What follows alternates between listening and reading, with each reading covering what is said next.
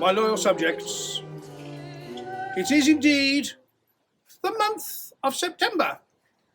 And as I have said many times thus far, September is littered. September is littered with poignant dates.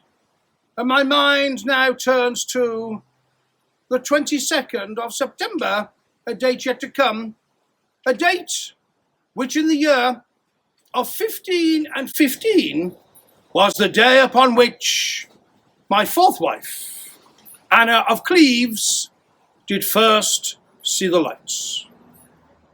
Cleves is a small country.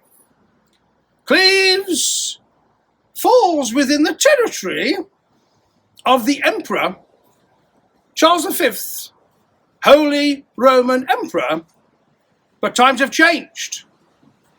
It is a fact that Cleves is now home to the Reformed religion, the Protestant religion. This is a matter which to me is of no great consequence until the turn of events. For it was, as you are aware, in that year of 1537, my dear wife, Queen Jane Seymour, the most pure, the most honest, the most perfect, the finest jewel I had e'er possessed. My dear wife Jane, after giving unto me that which I as king did desireth of the most, a son, a prince, an heir, the Prince Edward.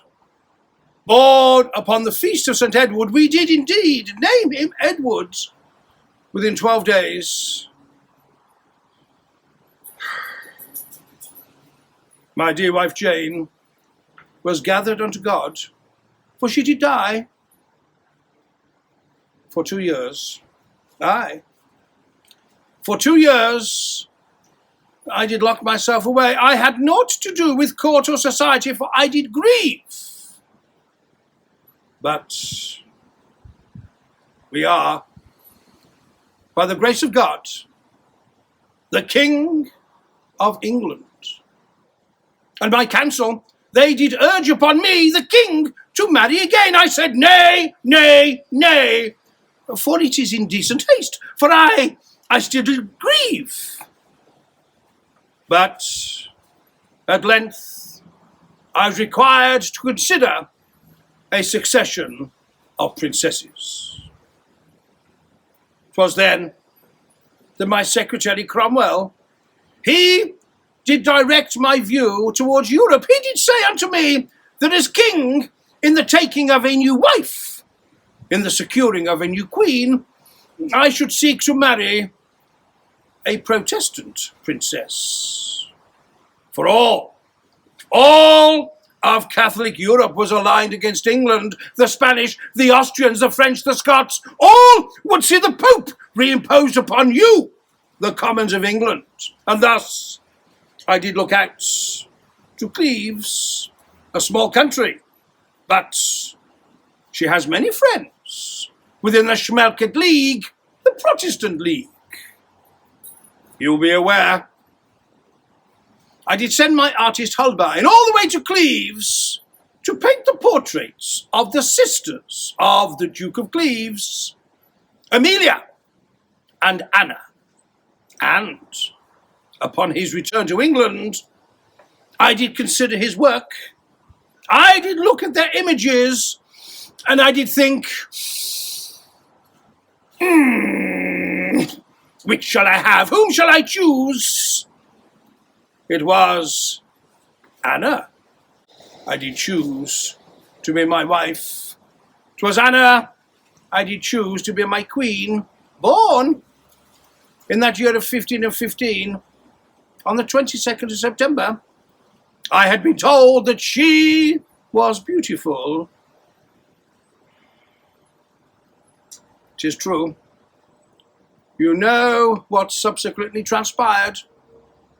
I did choose of Anna, and messengers were sent, and soon Anna did begin her progress. She did cross the continent, she did sail across the channel, and did arrive in England. She was due to meet with me at my court, but My loyal subjects, I was so excited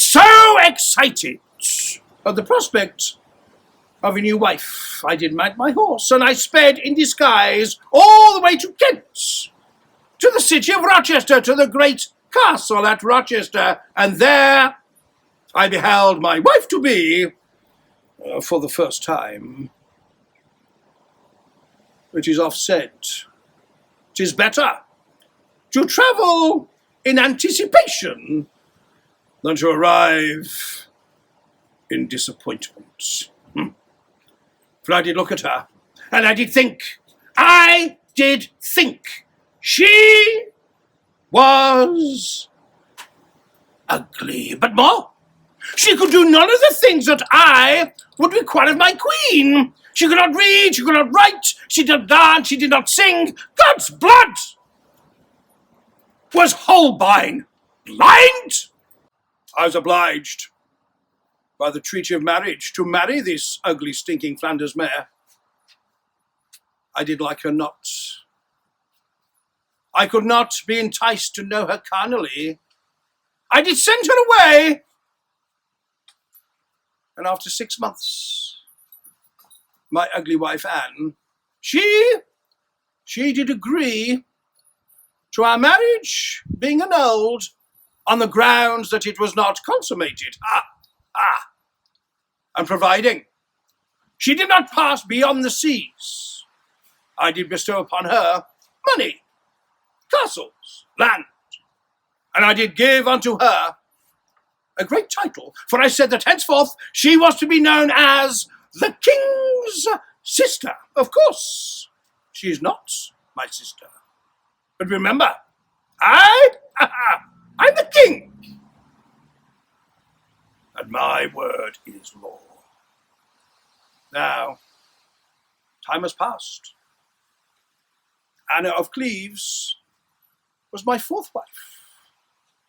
Betwixt there was that foolish girl Howard, who did lose of her head, and now I am most content with my present wife, my sixth wife, Queen Catherine Parr. But be assured, I am on the very best of terms with my sister, Anna of Cleves. She is oft at court. We do oft keep company together. We do enjoy a most splendid relationship. She is one of the principal royal ladies of this land. And so, as the 22nd of September does draw near, I would ask you to keep in your prayers the one-time Queen Anna of Cleves, now the King's sister. And there you have it, my loyal subjects. One further milestone that I do oft reflect upon. And I do entreat all of you, the commonweal, the commons of England, to, as ever, live in peace, unity and concord, one with another. And may God bless you all. My loyal subjects, over these past several weeks, you'll be aware that I, your king, has entreated my loyal subjects to subscribe to my YouTube channel. There you will see many and various films that I have been pleased to publish for the better elucidation of the common people. A milestone is 250 subscribers. Some weeks since I did say that when we did achieve that great milestone of 250, all of those names would be considered, and by a selection, an autonomous and unbiased selection, a name would be chosen to receive a most splendid gift. The gift is to comprise this little chap, this little fellow, this comedic version of your sovereign lord and king, together with various items that do form the merchandise, the merch that we are pleased to offer whenever we do perform our stage show, Divorced, Beheaded, Died, an audience with King Henry VIII, at the many and various theatres across my realm. I I'm pleased to advise that we have selected a name. The winner of the first prize is none other than Laurie Thornton.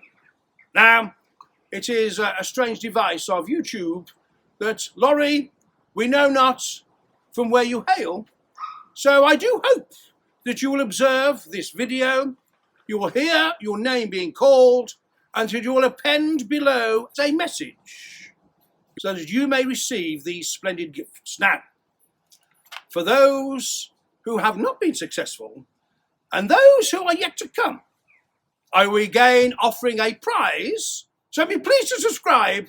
It costs nothing. Just click on the link below and you will see that all that I, your sovereign Lord and King, does indeed have to offer. And may God bless you all.